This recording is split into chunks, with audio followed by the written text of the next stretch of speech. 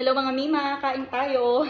Kain po tayo. Ang food ko ay itong chicken curry na meron ding pata. Nilagay ko na din yung pata ko. Chicken and pata curry. Para magkalasa yung aking pata. At saka itong chicken barbecue kebab from last night. Mga tira-tira to. Kagabi na ulam. At meron din akong mulberries. Look at that, oh. Super fresh pa yan from our kapitbahay. Nanghingi ako sa kanya. Hindi man nanghingi, nakita niya ako. Binati ko siya, tapos binigyan niya ako kasi mga tao ko mga generous talaga. Tingnan niyo, meron din akong lokwat from our kapitbahay din. Napakahilig na angel dito, kaya yan, hiningaan ko siya. Kakain din ako dito, pero isa lang siguro. Kasi ang lokwat ay high carbs. Ito, mulberries, titirahin ko to. Tirahin talaga. Ito yung food ko for today, lunchtime. 12:30 na, first meal ko pa. Kasi galing ako sa Bible study. Nag-Bible study kami today. Nahatid ko na si Jessie sa school. Si Gary, ang aking partner, nasa work. Si Angel ay nasa school. Tapos si Jessie nasa school din. Unfortunately, si Jessie ay nag-iiyak kanina talaga pagdating ko sa school. Ayaw niya. Naiwanan ko siya. Kain tayo mga Mima.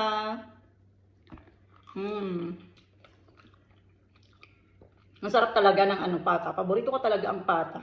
Yung taba-taba ng pata. Super yummy. Alam niyo ba mga mi? Story time tayo.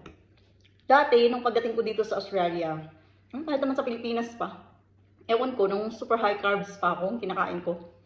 Grabe ako makakain ng mga sweets, ganon. Yung balakubak ko, ang dami. Yung dati ang pinagbibintangan ko, ang shampoo o kaya gamit kong shampoo o kaya sa weather, ganun. Sabi ko siguro sa weather lang to. Minsan kapag, lalo na pag winter, grabe talaga yung balakuba ko dito sa Australia.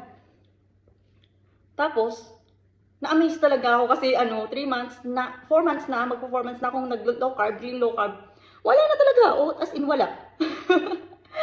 Hindi na ako nangangating-ngati sa ulo ko. Wala na talaga siyang balakubak. Siguro, yun ko. Siguro dahil talaga sa natin din.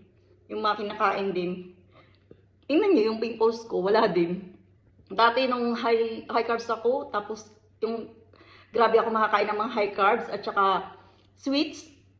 Ang pinagbibintangan ko mani. Kasi siguro kain ako ng kain ng mani, kaya nagkaka-pimples ako. Pero ngayon, kahit kain ako ng kain ng mani, unlimited mani, okay naman, wala naman akong pimples. Siguro nasa talaga yun, totoo talaga yun na nakadepende sa kinakain natin, sa intake natin, ang magiging resulta ng ating health, di ba?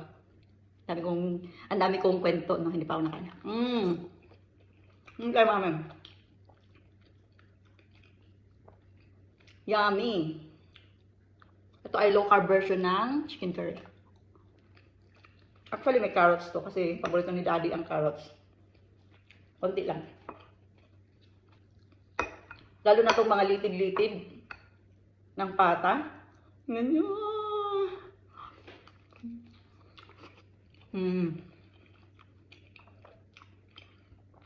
Ang sarap.